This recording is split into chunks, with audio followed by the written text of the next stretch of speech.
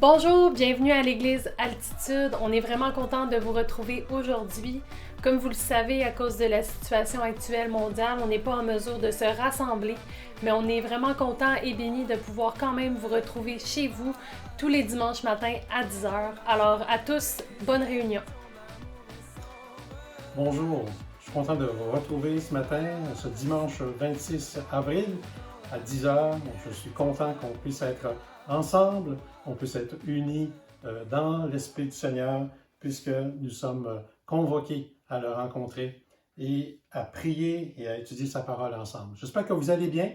On vit encore ces moments de confinement, on vit encore ces moments de distanciation sociale, et il faut persévérer, il faut continuer. Et je tiens à saluer donc nos amis et les membres de l'Église Altitude. Je suis content que vous soyez là ce matin et j'espère que vous êtes aussi contents qu'on puisse se retrouver ensemble. Je sais également qu'il y a eu la semaine dernière et probablement encore cette semaine des gens, des amis qui sont en dehors de Charlevoix. Alors je vous salue. Il y a même eu la semaine dernière des amis de la France et j'espère que vous êtes encore là ce matin et qu'on puisse passer un bon moment. Nous allons donc avoir, après ce court message, je ne sais pas s'il va être assez court ou assez long, mais nous allons avoir un moment aussi de louange avec Julien, donc tout de suite après ce message. Donc restez avec nous, nous allons avoir un moment d'action de grâce, un moment de louange et de prière. Il y a donc quelques années de ça, lorsque j'étais adolescent, j'avais une certaine fascination pour les cartes géographiques. En fait, j'aime beaucoup la géographie. J'aime avoir une vue d'ensemble et j'avais dans ma chambre une carte du monde et aussi une carte du Québec. Une carte du Québec sur laquelle on peut retrouver à l'époque en fait les comtés de la province de Québec et aujourd'hui on appelle ça des circonscriptions. Et donc j'ai toujours aimé avoir une vue d'ensemble et même une vision du monde. Pour moi, c'est une démarche importante que de pouvoir avoir cette vue d'ensemble. Et je me souviens que je me faisais venir par la poste des cartes topographiques d'Ottawa. Je me souviens que c'était le ministère des Terres et Forêts, je pense. Et lorsque je recevais ces cartes par la poste et que j'ouvrais l'enveloppe, c'était toujours une grande joie pour moi de déplier ces cartes et de pouvoir, avec les courbes de niveau, de tracer le profil des montagnes et combien de descentes de rivières j'ai fait et combien d'explorations j'ai fait dans mon imaginaire à partir de ces cartes. Et pour moi, donc, c'était comme intéressant d'avoir une vue d'ensemble. Et je vous avoue que j'ai résisté assez longtemps avant l'utilisation d'un GPS pour me conduire sur mon itinéraire dans la voiture. J'ai eu l'impression, pour les premières fois que j'ai utilisé un GPS, de mettre mon cerveau dans la boîte à gants de la voiture. Et je n'aimais pas ce sentiment d'être contrôlé, maîtrisé par une voix qui nous dit tourne à gauche à 200 mètres et ralentis, gardez la droite, etc. J'avais l'impression d'être sous le contrôle de quelqu'un d'autre et de ne pas savoir où je m'en allais. Et je me suis habitué et j'avoue que maintenant c'est un bon outil pour voyager, surtout pour aller dans le détail justement. Si on veut trouver une adresse bien précise, si vous voulez aller sur le boulevard Sainte-Catherine à Montréal et vous avez une adresse exacte, évidemment le GPS va vous y conduire d'une façon précise. Mais je pense que c'est une analogie, c'est une image, je dirais, qui est utile pour comprendre les deux démarches que l'on doit faire lorsqu'on étudie la parole de Dieu, lorsqu'on étudie surtout des passages du Nouveau Testament. Il nous faut à la fois avoir une vue d'ensemble et il nous faut aussi bien comprendre les détails d'un passage qu'on a choisi. Et nous avons commencé, comme vous savez, la semaine dernière à méditer sur un des grands passages de l'épître de Paul adressé aux Romains, donc l'épître aux Romains, et nous avons commencé le chapitre 8. Et là, nous poursuivons dans ce chapitre. Dans ce chapitre 8, il y a effectivement comme un grand boulevard, et l'apôtre Paul, par exemple, commence au verset 1 en disant qu'il n'y a plus de condamnation pour ceux qui sont en Jésus-Christ. Et on se retrouve au verset 11 et on voit la résurrection. Donc, ce grand boulevard, l'apôtre Paul, il roule assez rapidement. Et lorsqu'on roule sur ce grand boulevard-là du verset 1 au verset 11, on se rend compte qu'au passage, il y a toutes sortes d'autres avenues et qui seraient intéressantes à visiter, je dirais, par lesquelles on devrait faire des détours pour pouvoir connaître le territoire, l'ensemble du territoire. Et je pense qu'il faut faire ça pour comprendre à la fois les détails et à la fois, je dirais, cette vue d'ensemble qu'on retrouve dans l'Épître de Paul aux Romains. Alors, si vous voulez bien, c'est ce que nous allons essayer de faire ce matin par la grâce de Dieu. Nous allons essayer de continuer effectivement à comprendre les richesses qui sont dans ce chapitre 8 de l'Épître aux Romains. L'apôtre Paul a comme cette habitude dans son écriture d'entremêler plusieurs, je dirais, faisceaux, plusieurs cordes, plusieurs fils, plusieurs brins qui forment souvent un ensemble très serré, très solide, très fortement. Et il faut parfois, il est difficile de tout démêler. Parfois, il faut comme prendre l'ensemble et on comprend parfois un peu plus loin en lisant d'autres chapitres ou en lisant d'autres épîtres de l'apôtre Paul. Nous allons donc prier ensemble et je vous remercie que vous soyez là ce matin. Je vous remercie que vous êtes encore des gens qui soutenez l'Église Altitude et ce matin, donc, on veut vivre ce moment.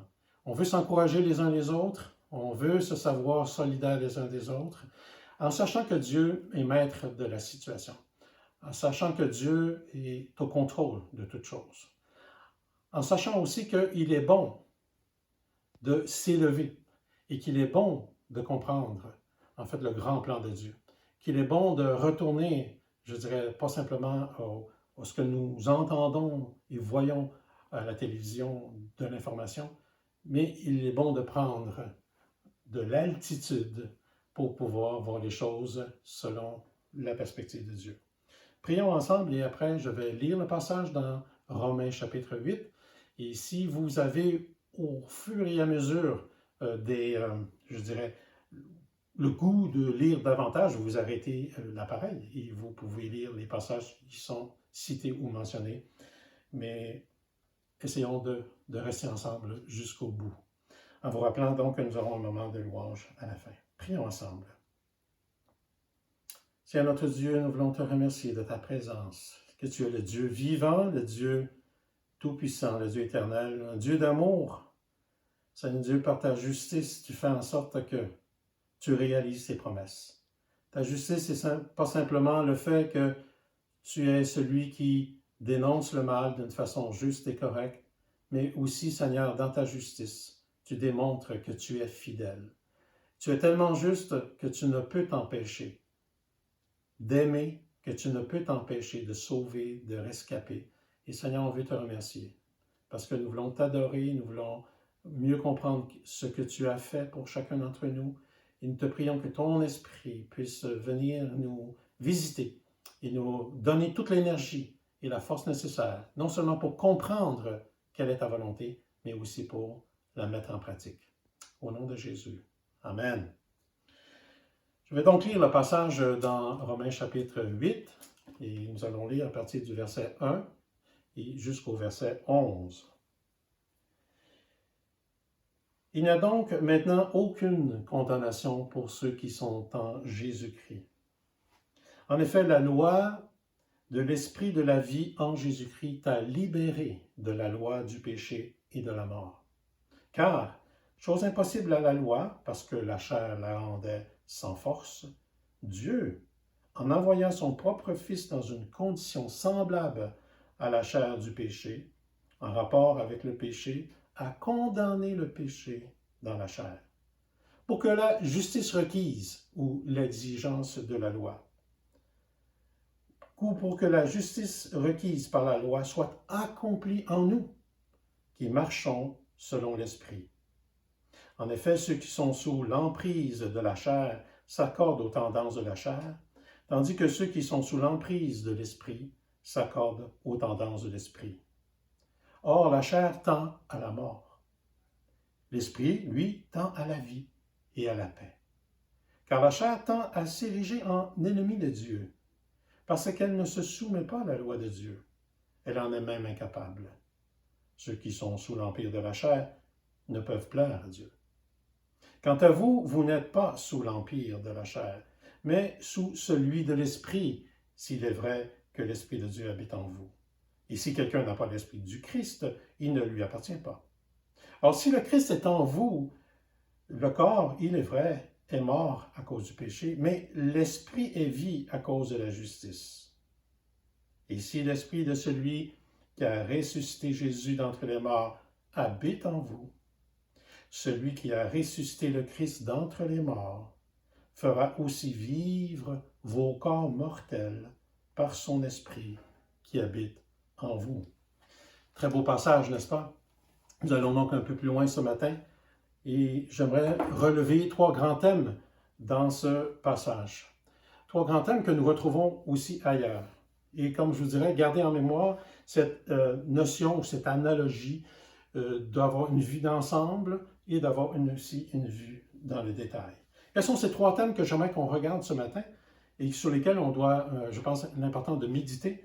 Il y a dans ce passage, je vois 2 empires. Dans la traduction ici, on a le mot emprise, mais on pourrait facilement dire empire aussi, dans le sens de règne. Il y a 2 règnes, 2 royaumes, 2 sphères, donc 2 empires, 2 alliances et aussi 2 exodes. Alors, commençons par 2 empires. Qu'est-ce que j'entends par le fait qu'il y ait dans ce passage-là la présence de 2 empires ou de 2 règnes? En fait, l'apôtre Paul le décrit très bien. Il y a d'un côté l'empire de la chair et de l'autre côté l'empire de l'esprit, ou le règne de la chair et le règne de l'esprit. Et il y a une opposition évidente entre les deux. Et je dois dire dès le départ que le chrétien n'a pas à choisir entre l'empire de l'esprit et l'empire de la chair, puisque le chrétien qui est uni à Jésus-Christ est déjà sous l'empire de l'esprit. Il faut aussi déjà dire une remarque importante de la signification, de la définition de la chair. Je pense qu'on peut contourner certaines traductions bibliques qui essaient de ne pas utiliser le mot chair parce que ça peut induire en erreur. Et il est vrai que c'est un mot qui peut nous induire en erreur. Car on peut penser que la chair, c'est simplement quelque chose de physique, les chairs, la peau et les os, ou la chair, c'est simplement quelque chose de sensuel. Mais la chair, fondamentalement, c'est une expression qui est employée dans le Nouveau Testament surtout pour définir la vie qui est en dehors de Dieu, la vie qui ne tient pas compte de Dieu, la vie, en fait, d'une personne ou de l'être humain qui est indifférent face à Dieu. Et donc, c'est comme une vie naturelle, une vie qui s'arrange par elle-même, sans la présence de Dieu, sans l'adorer, sans lui rendre grâce, sans tenir compte de lui, ou même peut-être dire qu'il existe, mais demeurer dans une situation indifférente. Comptant sur ses propres forces. Donc, ici, on voit qu'il y a un empire, et c'est l'empire de la chair. Cet empire-là fait contraste à l'empire de l'esprit. L'empire de l'esprit, donc, c'est cette idée que nous sommes conduits par l'Esprit de Dieu, nous sommes habités par l'Esprit de Dieu, comme il est écrit dans le texte, et donc nous avons les tendances de l'Esprit. Donc vous avez remarqué qu'il y a le mot tendance, ceux qui sont de la chair ont les tendances de la chair, et ceux qui ont l'Esprit, qui sont sous l'empire de l'Esprit, ont les tendances de l'Esprit. Tendance, c'est le mot phronema, mais phronema en grec veut dire, je dirais, la mentalité. Donc, ceux qui sont sous l'empire de la chair ont la mentalité de la chair, pensent comme selon le monde, sans Dieu. Et donc, ça en vient jusqu'à un point où, en réalité, cet empire, le fait d'être sous cet empire-là, nous amène à s'opposer à Dieu et de ne pas être capable de suivre la loi, de ne pas être capable d'aimer véritablement Dieu de tout son cœur, de tout son être. Et donc, à ce moment-là, on ne peut pas plaire à Dieu. Et l'apôtre Paul le dit, être sous l'empire de la chair, faire en sorte que, en fait, on ne plaît pas à Dieu. On ne plaît pas à Dieu parce qu'on n'est pas vraiment ami avec lui. Tandis que c'est l'inverse, bien sûr, pour la personne qui est sous l'empire de l'esprit. Je dirais que ce choix entre 2 empires existe depuis le début.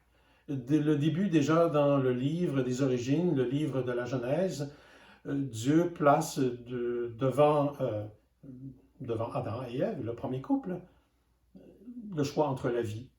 Il dit choisis la vie, en fait. Il ne le place pas tellement devant un choix, mais il dit choisis la vie. Mais on voit que l'homme va choisir la désobéissance et vouloir vivre sans Dieu.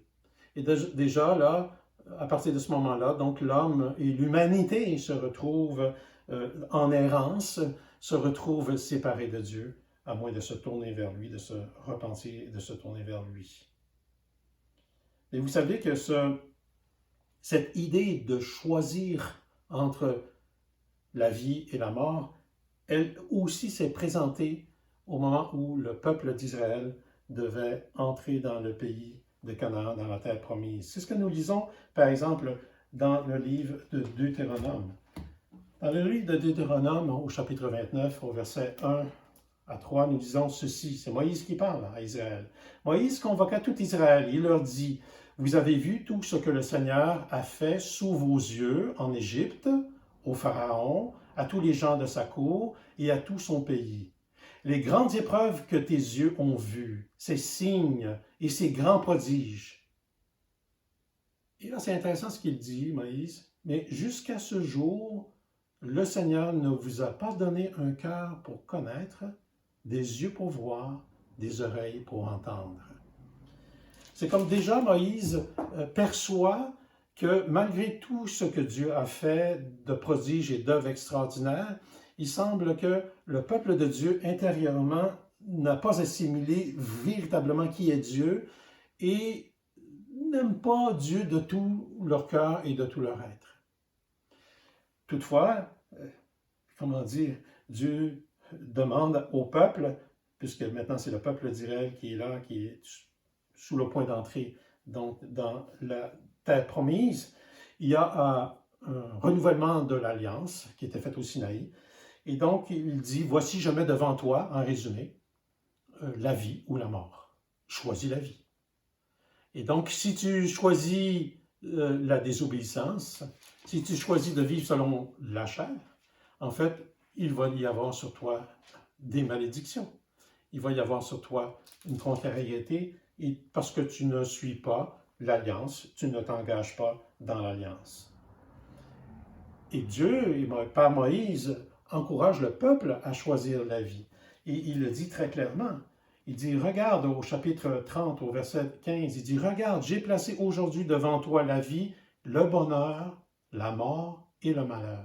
Ce que je t'ordonne aujourd'hui, c'est d'aimer le Seigneur, ton Dieu, de suivre ses voies et d'observer ses commandements, ses prescriptions, ses règles, afin que tu vives et que tu te multiplies, que le Seigneur ton Dieu te bénisse dans le pays où tu entres pour en prendre possession.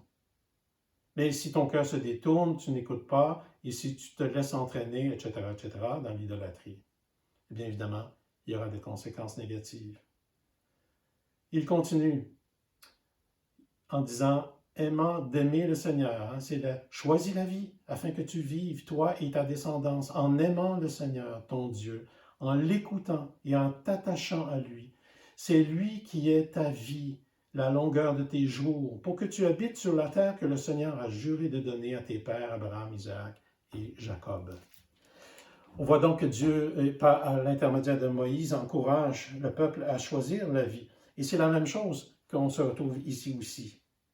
Vous savez, on peut demeurer sous cet empire de la chair en rejetant Jésus comme étant celui qui va nous amener à la vie.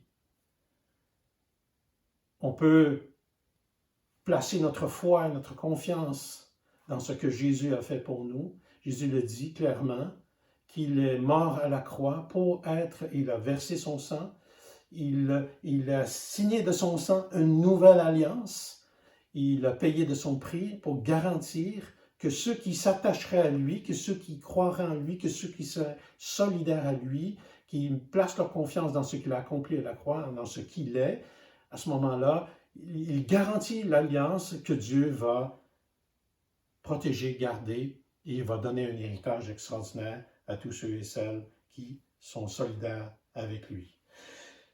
De deux empires, ces deux empires se traduisent par deux humanités.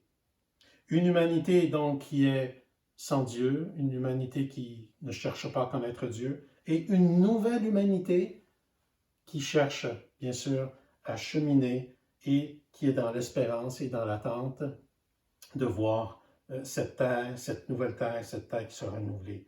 Et il est possible, et il a dû être possible, et nous avons dû changer, il faut changer, et il est possible de changer d'empire, de passer de l'un à l'autre. C'est ce que dit l'apôtre Paul dans Colossiens chapitre 1, verset 12. Il dit « Avec joie, rendez grâce au Père qui vous a rendu capable d'accéder à la part d'héritage des saints dans la lumière. » Et on ne parle pas ici nécessairement du ciel, mais on parle d'une nouvelle terre qui va être créée par Dieu. Il nous a délivrés de l'autorité des ténèbres, ou de la domination des ténèbres, ou du règne des ténèbres, ou de l'empire des ténèbres, si vous voulez. Il nous a délivrés de l'autorité des ténèbres pour nous transporter dans le royaume de son Fils bien-aimé, en qui nous avons la rédemption, le pardon des péchés. Ainsi, on voit qu'il est possible de changer, de transférer, de passer de l'un à l'autre et de changer d'empire. Donc, ces deux empires sont représentés par deux humanités, l'ancienne humanité sans Dieu et l'humanité, la nouvelle humanité, qui a pour chef maintenant Jésus-Christ. Ainsi, il y a deux représentants aussi dans cet empire-là. Il y a le premier Adam, que nous lisons dans Romains chapitre 5. Et Adam, il est là, le péché est entré dans le monde, nous dit Romains chapitre 5, vous lirez Romains chapitre 5, à partir du verset 12 et la suite. Il y a deux Adams. Il y a le premier Adam, il y a le second Adam. Le premier Adam, il est le représentant de l'humanité qui vit sous l'empire de la chair, qui ne vit pas de l'Esprit de Dieu. Et il y a le nouvel Adam, comme nous dit 1 Corinthiens chapitre 15, qui est un esprit vivifiant, celui qui donne la vie. Et le deuxième Adam, donc, qui est Jésus-Christ, a payé le prix. Il est devenu garant de cette nouvelle alliance. Et lui, il a été obéissant, contrairement au premier Adam. Et tous ceux qui sont naturellement à leur naissance de la descendance d'Adam selon l'homme, eh bien, peuvent naître de nouveau et devenir maintenant de l'autre côté, faire appartenir à l'Adam, second Adam qui est Jésus-Christ, et vivre une vie nouvelle. Deux empires, un qui mène à les tendances qui mènent à la mort, l'autre les tendances qui mènent à la vie et même jusqu'à la résurrection, comme nous avons lu au verset 11. Mais il y a aussi deux alliances dans ce passage. Il y a deux alliances. Et on voit ici que la loi de Dieu qui était présente dans l'Ancienne Alliance, donc deux alliances, il y a l'Ancienne Alliance et la Nouvelle Alliance. L'Ancienne Alliance, elle était faite avec le peuple d'Israël au mont Sinaï, et il y a eu, donc, comme on l'a vu un peu tout à l'heure, un engagement, et le but de Dieu, c'est qu'à partir de ce peuple d'Israël, que le peuple d'Israël, il est dit qu'il est la lumière du monde. Que le peuple d'Israël, par sa manière de vivre, par la manière qu'ils vont suivre la loi de Dieu, les nations qui sont autour vont dire « Quel peuple extraordinaire, quel peuple, c'est merveilleux ce qu'ils sont en train de vivre. Quel est leur Dieu? Quel est leur Dieu? Quel est ce Dieu tout-puissant? Et j'aimerais le connaître, j'aimerais m'approcher de ce Dieu. Qui est ce Dieu? » Mais on se rend compte que le peuple d'Israël lui-même n'a pas pu mettre en pratique la loi, n'a pas vécu, il n'est pas devenu la lumière du monde. Et même on le lit dans l'épître de Paul aux Romains au chapitre 2, en toi qui te dis juif, toi qui fais le tour de la terre pour convertir tout le monde, et toi qui dis de ne pas voler, tu voles, etc., etc. Donc on voit que le peuple juif s'est éloigné du cœur de la loi de Dieu. Parce que nous lisons dans Romains chapitre 7, au verset 10 et suivant, que la loi de Dieu, elle est bonne, que la loi de Dieu est esprit, que la loi de Dieu, elle est sainte, que la loi de Dieu, en fait, son but, c'est de donner la vie. Mais on voit bien que elle ne peut pas donner la vie à cause de la chair qui est incapable de suivre la loi, qui est incapable d'accomplir l'exigence de la loi. Étant dans cette situation difficile et ambiguë, les Juifs, ce qu'ils ont fait, c'est qu'ils se sont plutôt attardés aux choses non essentielles de la loi, à ce qui les distinguait dans leurs caractéristiques comme peuple, je dirais des caractéristiques ethniques, en suivant le sabbat, en allant au temple, en faisant des sacrifices, même dans l'habillement à l'époque de Jésus. Et donc, ils se sont attardés plus aux choses non essentielles de la loi, et même ils ont ajouté toutes sortes de règlements pour faire en sorte que les Juifs étaient vus comme des gens un peu bizarres à la longue, et ça devenait presque tourné jusque vers eux-mêmes. Et la loi et les œuvres de la loi, en fait, sont devenues des limites et des barrières pour les nations. Mais Dieu avait prévu aussi que la loi, les œuvres de la loi dans ce sens-là, tout le sacrifice, le temple, ne seraient que temporaires. Et lorsque Jésus est venu, il leur dit, ben voilà, moi je suis celui qui accomplit la loi, c'est moi qui donne un sens nouveau à la loi, le sens véritable de la loi, et je suis le sacrifice, etc. Et là, les Juifs n'ont pas compris, en fait, ils n'ont pas compris, ils n'ont pas accepté qu'il était le Messie, qu'il était celui, le nouveau Moïse, qu'il était celui qui allait emmener toute restauration. Ils ne l'ont pas vu, ils ne l'ont pas cru. Et à ce moment-là, on voit qu'ils ont été condamnés à cause du fait qu'ils se sont attardés aux choses non essentielles de la loi.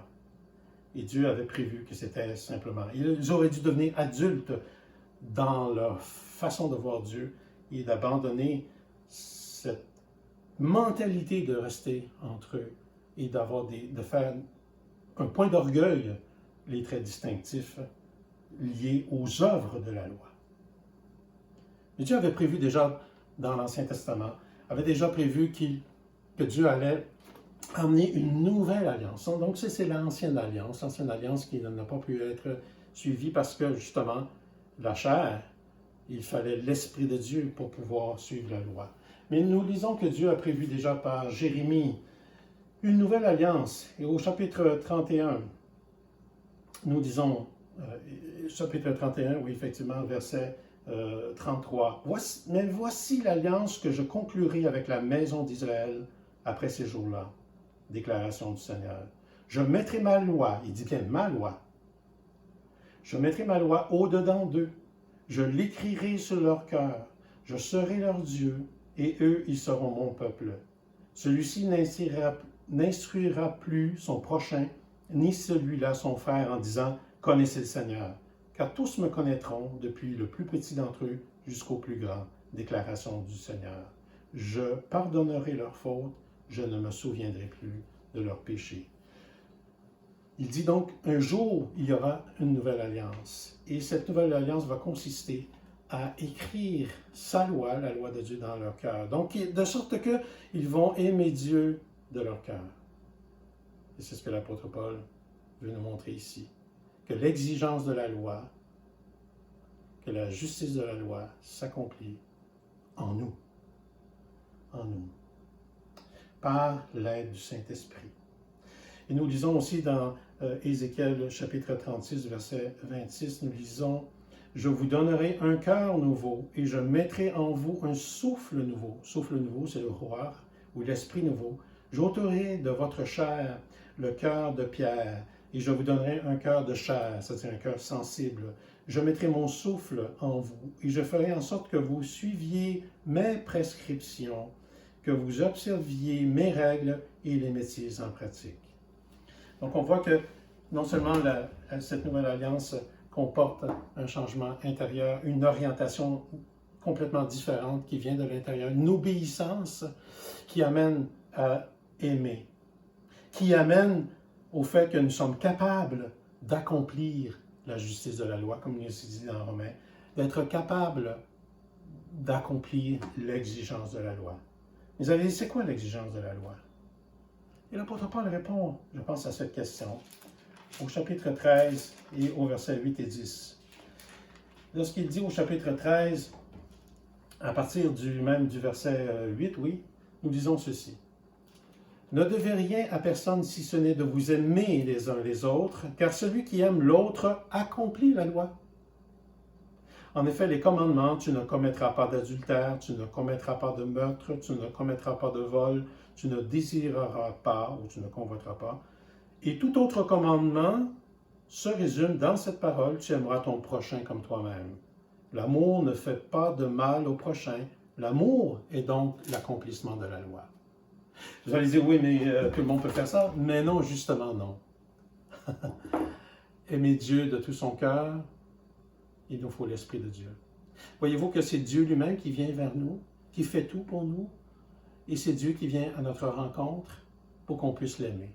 C'est Dieu qui nous aime pour qu'en retour, nous ayons ce mouvement vers lui et qu'on puisse l'aimer.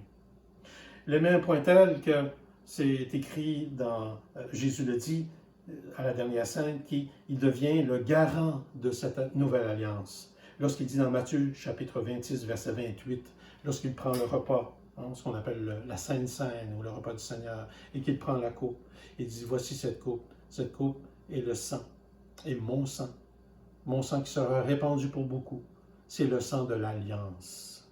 Donc Jésus signe de son sang et garantit par sa mort et sa vie, il garantit que l'alliance va se faire, va s'accomplir, va être tenue pour toujours. C'est à cause de la fidélité de Jésus. C'est ce que nous disons dans Romains chapitre 3, verset 22, que par la foi de Jésus ou par la fidélité de Jésus, il maintient cette alliance qu'il a faite avec nous. Et nous ne plaçons que notre foi dans cette nouvelle alliance. Et donc, c'est à cause de ça, à cause de l'œuvre de Jésus, l'Esprit ayant un cœur réconcilié avec lui, ayant un cœur qui est en paix avec Dieu maintenant, c'est ce que nous dit Romains chapitre 5, verset 1, étant donc déclaré juste par la foi en Jésus-Christ, nous avons la paix avec Dieu. Nous sommes réconciliés avec Dieu. Nous ne sommes plus sous cet empire de la chair. Nous sommes soit indifférents à Dieu, ou soit que nous sommes éloignés de Dieu, ou soit que nous n'aimions pas vraiment Dieu, ou qu'on s'en balance complètement. Non, voilà. Lorsqu'on a compris l'amour de Dieu pour nous, lorsqu'on a vu l'œuvre de Jésus-Christ, Dieu veut tellement refaire les choses, veut tellement réparer ce qui a été gâté, brisé. Il veut tellement nous sortir, nous changer qu'on passe d'un empire de la chair, de l'opposition, de la querelle, de l'indifférence. Il veut tellement nous faire passer à un autre empire, être conduit par son esprit, qu'il a payé le prix pour que cela devienne possible. Et donc, il vient vers nous. Jésus, c'est Dieu vers nous, c'est Dieu qui vient vers nous pour nous réconcilier. Et c'est ce que nous lisons aussi dans chapitre 5, dans Romains chapitre 5, verset 5, et l'amour de Dieu est répandu dans nos cœurs par l'Esprit ou par le Saint-Esprit. C'est-à-dire que ce que je crois, c'est que c'est l'amour que nous avons pour Dieu. L'amour que nous avons pour Dieu est répandu par l'Esprit.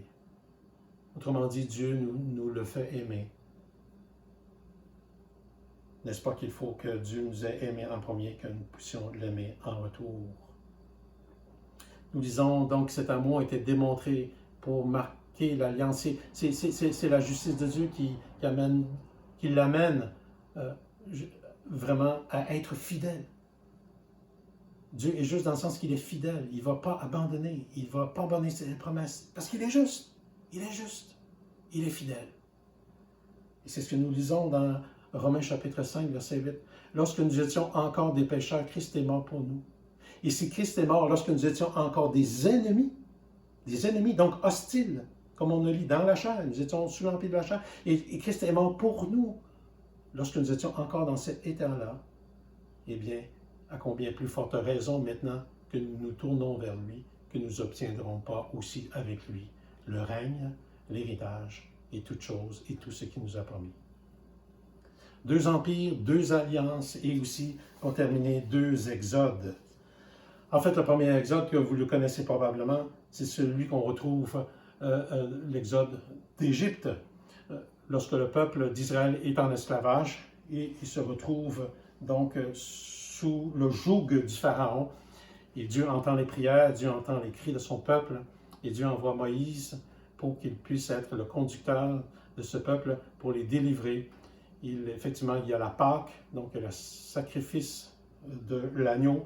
Après, ils franchissent la mer Rouge pour se retrouver dans le désert, pour ensuite, dans le désert, recevoir la loi de Dieu. Et non seulement la loi de Dieu, mais pour qu'il y ait aussi la construction du tabernacle dans le désert, afin que Dieu puisse résider parmi son peuple. Donc, 2 exodes, 2 sorties de l'esclavage qui conduisent donc à la terre promise.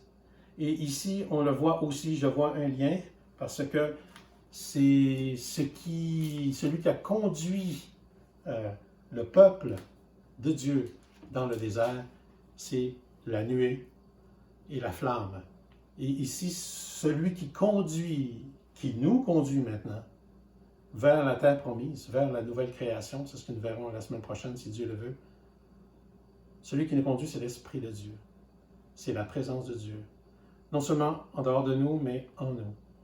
L'apôtre Paul dit, si l'Esprit de Christ habite en vous, et si Christ habite en vous, eh bien, si l'Esprit de Christ habite en vous, eh bien, celui qui a ressuscité le Christ d'entre les morts ressuscitera aussi vos corps mortels.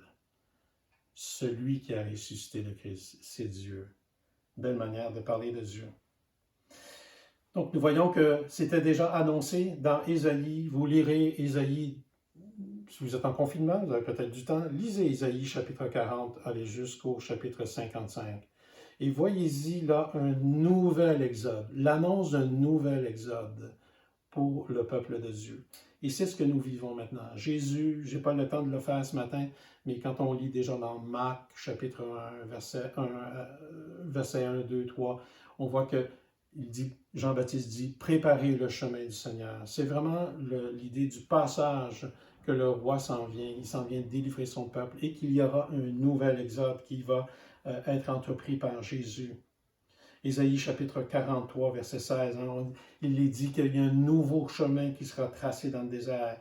Ésaïe 51, verset 10 à 11, qu'il y a un chemin pour ceux qui sont rachetés et tous ceux qui arriveront dans la ville de Sion, c'est-à-dire la ville de Jérusalem. On voit ici, dans Romains chapitre 6, verset 17, par le baptême déjà, même avant 17, chapitre 6, que l'apôtre Paul dit que les chrétiens, on passe par le baptême, par les eaux du baptême. C'est comme si on franchissait la mer Rouge, effectivement, que, je vous disais un peu plus loin, verset 17, que nous ne sommes plus sous l'esclavage, nous ne sommes plus des esclaves. Nous avons maintenant un nouveau maître qui est Jésus-Christ. Il fait référence à cet état d'esclavage que le peuple juif sur lequel ils étaient, le peuple hébreu, et sous Pharaon, et on a été rachetés. Beaucoup de choses à dire encore par rapport à ça, mais nous sommes en route. Nous sommes en route. Nous sommes dans ce nouvel exode annoncé depuis les prophètes et que Jésus a inauguré. Voilà, c'est quelques thèmes que nous retrouvons, me semble-t-il, d'une manière édifiante, qui sont là dans ce chapitre, dans cette portion de passage. La semaine prochaine, nous verrons la nouvelle création. Mais pour l'instant, rappelons-nous que nous avons le choix de changer d'empire et que si nous sommes sous cet empire de l'esprit, continuons à marcher selon l'esprit. Ayons une vue d'ensemble plus grande que simplement ce que le monde nous présente aujourd'hui.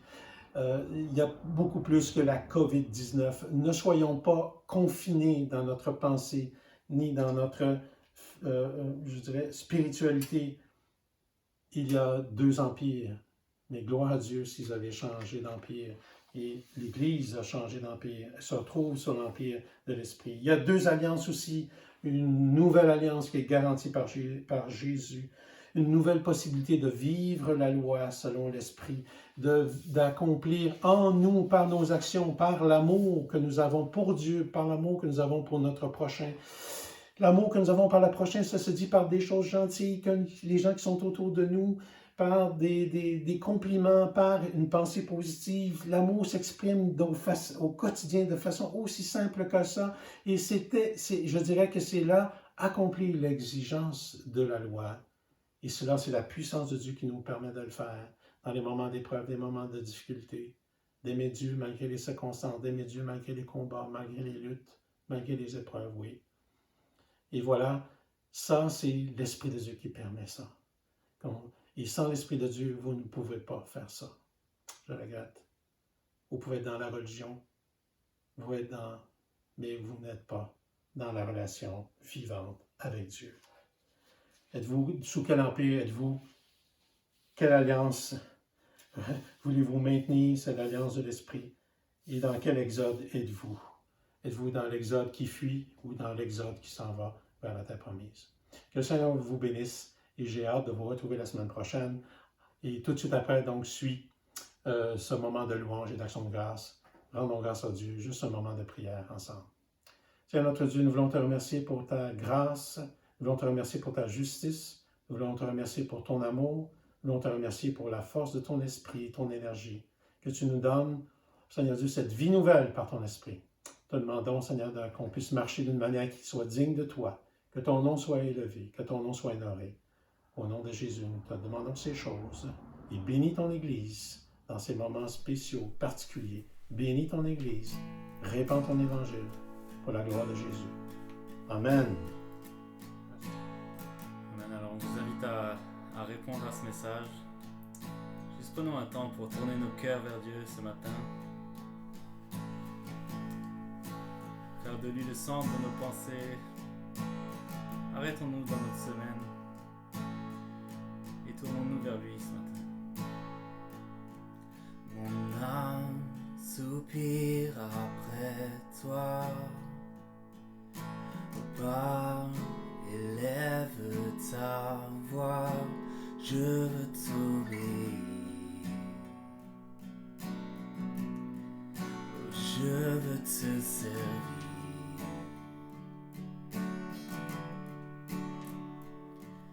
Enseigne-moi ton chemin. Prends ce qui me retient de te voir, Jésus. Oh, mais je veux t'aimer plus. Oh, car tu dis que ceux qui te cherchent te trouvent. Je t'en prie, mon Dieu, porte-moi secours.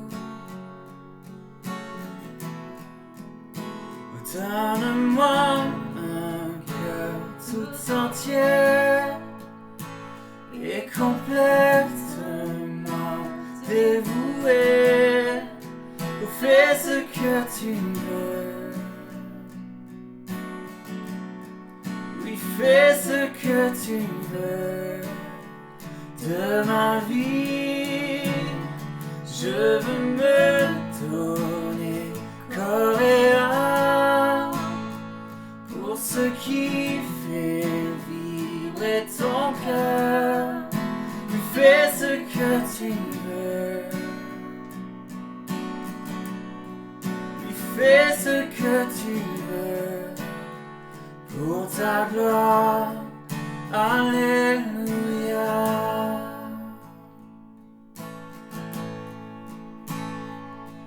Mon âme soupire après toi. Agis, fais ton œuvre en moi, que la terre entière voit enfin la lumière. Oh, oh, oh. Donne-moi un cœur tout entier et complètement dévoué. Lui fais ce que tu veux. Lui fais ce que tu veux. De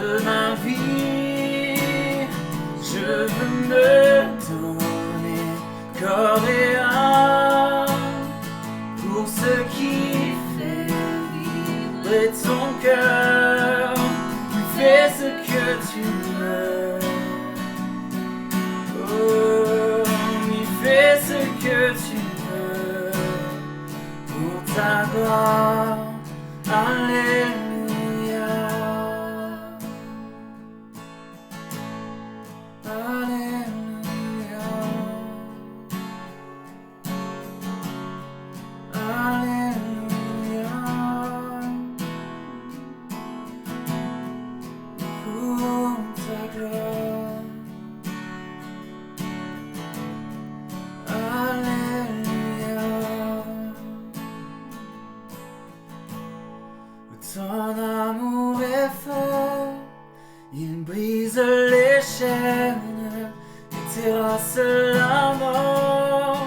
Non, rien ne te freine, tu as tout donné pour que j'ai la vie, mon cœur tout entier.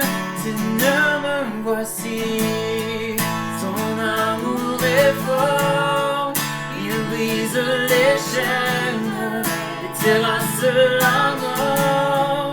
Non, rien ne te freine, tu as tout donné pour que j'ai la vie, mon cœur tout entier.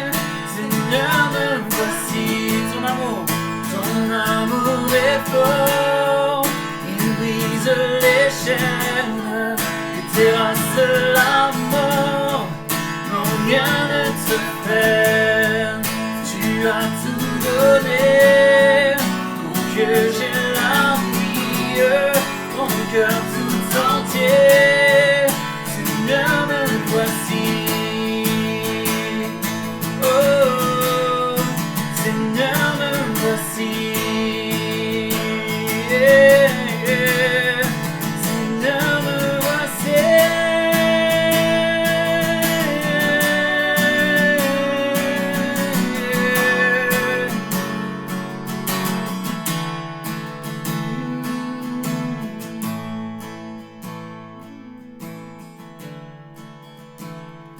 Seigneur, me voici à tes pieds.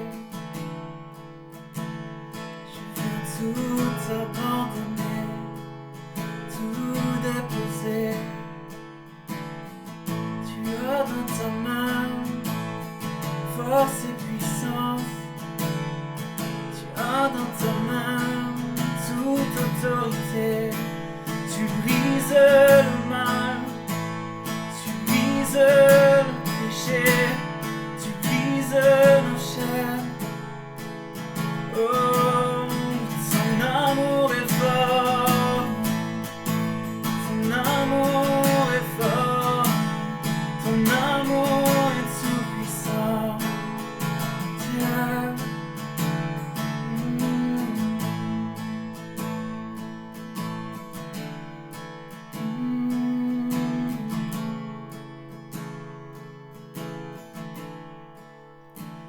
Donne-moi un cœur tout entier et complètement dévoué. Lui fais ce que tu veux. Oh, lui fais ce que tu veux de ma vie et je me donne, je veux me donner corps et âme pour ce qui fait vibrer ton cœur. Lui fais ce que tu veux. Oh, lui fais ce que tu veux pour ta gloire. Alléluia.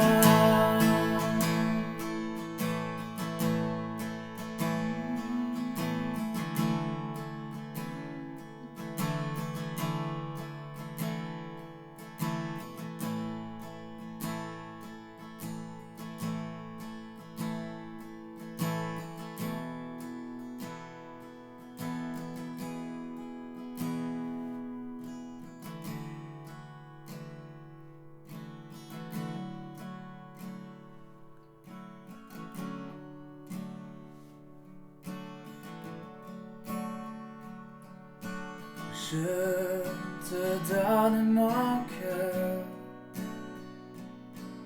il ne m'a m'appartient plus. Ce que j'ai de meilleur, tout est pour toi, Jésus. Parfum de valeur, Un parfum de valeur sur toi est répandu. C'est l'offrande de mon cœur. Je suis à toi, Jésus. Et prends mon âme, prends mon cœur. Je te donne tout. Et prends ma vie, me voici. Je te donne tout. Mon cœur est à toi, tout à toi.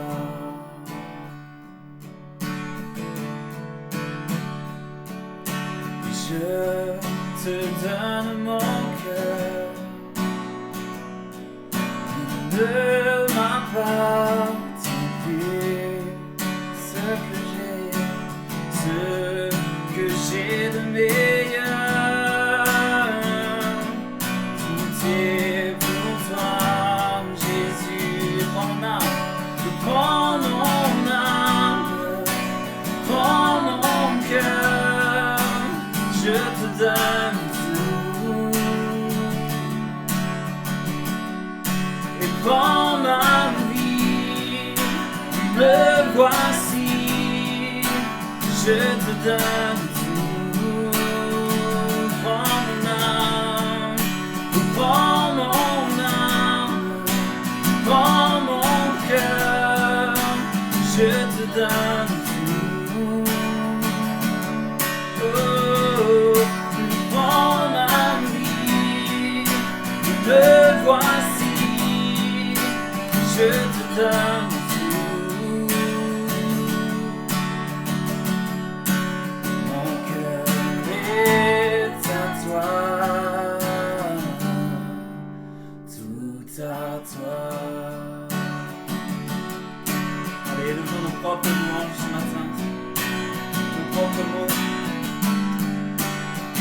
Tout est à toi, Jésus. Tout te revient.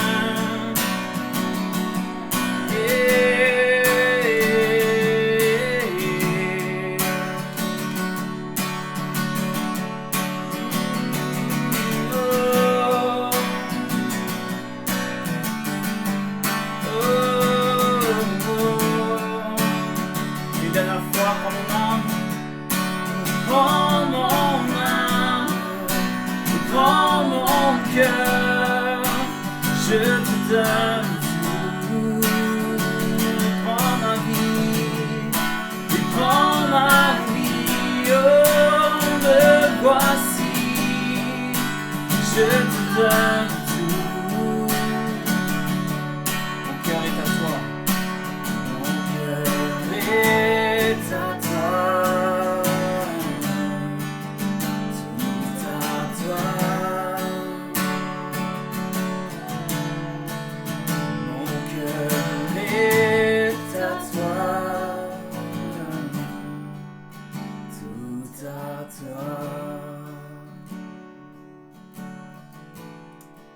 Oui, Seigneur, ce matin, on veut tout te donner.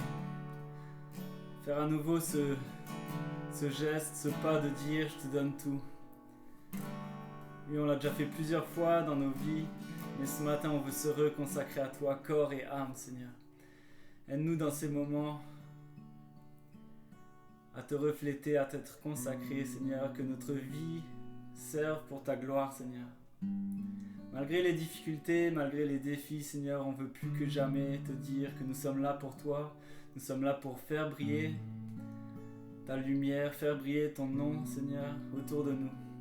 Donne-nous, Seigneur, les capacités de le faire, Seigneur. Donne-nous de te refléter, Seigneur, rempli de ton esprit, Seigneur. On veut aller vers les autres, avec les moyens qui s'offrent à nous, Seigneur, que ce soit par Internet ou quoi que ce soit. On veut communiquer ton amour, Seigneur Jésus. Communiquer cet amour que nous avons reçu, Seigneur, et l'offrir autour de nous, l'offrir et te l'offrir à toi à notre tour, Seigneur. Et Seigneur, nous sommes à toi ce matin. Prends tout de nous, Seigneur Jésus.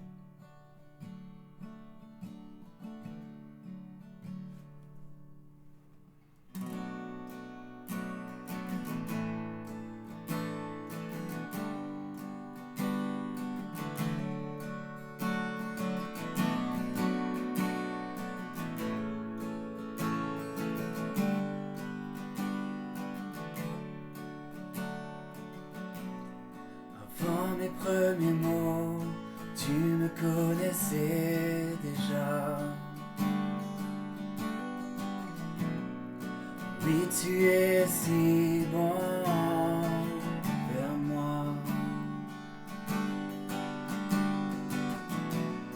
Avant mon premier souffle, tu mis ta vie en moi. Oui, tu es si tendre vers moi. Oh, l'amour renversant, extravagant, infini de Dieu. Sans faiblir, il me cherche et me poursuit, me ramène à lui. Je suis indigne sans mérite, mais pour moi tu t'es livré. Oh, l'amour renversant, extravagant, infini de Dieu.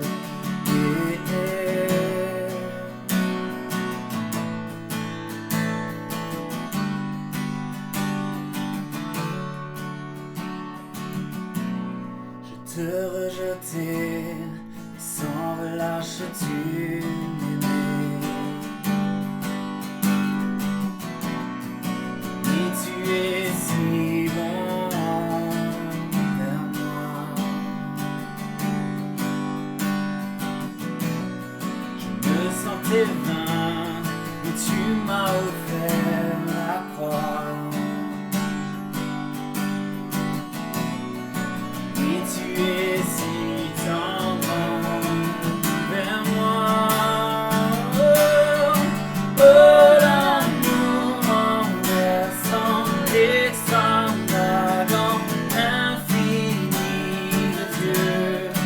Sans faiblir, il me cherche et me poursuit, me ramène à lui. Je suis indigne, sans mérite, et pour moi tu t'es livré. Oh, l'amour renversant, extravagant, infini de Dieu. Oh, oh,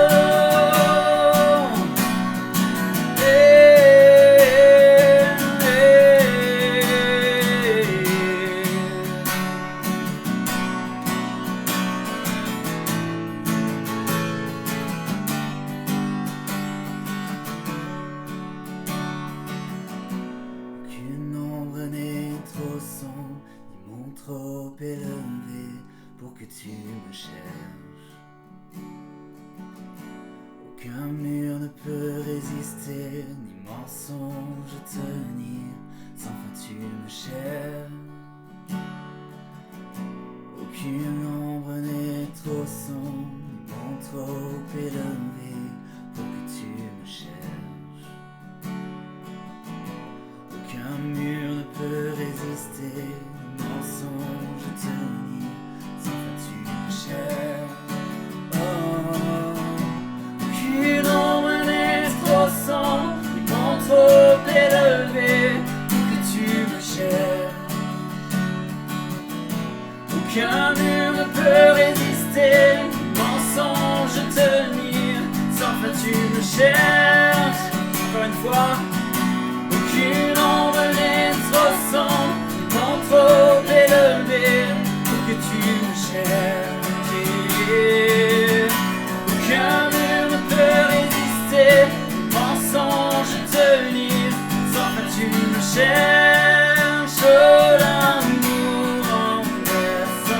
extravagant, infini de Dieu. Sans faiblir, il me cherche et me poursuit, me ramène à lui. Je suis indigne et sans mérite, et pour moi tu t'es livré. Oh l'amour renversant, extravagant, infini Dieu.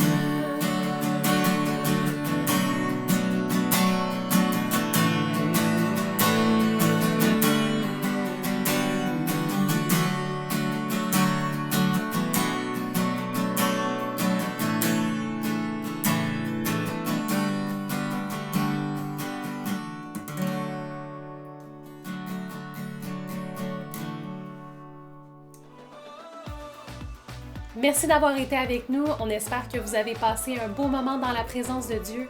N'hésitez pas à nous suivre sur YouTube et sur Facebook pour ne rien manquer de nos publications durant la semaine. Puis on se dit à dimanche prochain, 10h. Bonne semaine à tous!